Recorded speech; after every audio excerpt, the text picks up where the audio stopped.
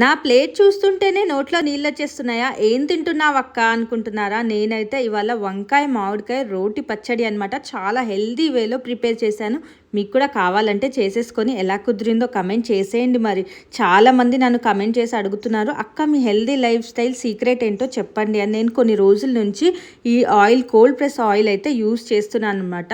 Pure organic zone నుంచి LIC cold press sunflower oil అనమాట. నాకైతే చాలా న్యాచురల్గా అనిపించింది అండ్ ఏ ప్రిజర్వేటివ్స్ కూడా వీళ్ళు యాడ్ చేయట్లేదన్నమాట. అండ్ మార్కెట్లో చూసుకుంటే చాలా రీజనబుల్ అనిపించింది వీళ్ళ దగ్గర ప్రైజెస్ అయితే.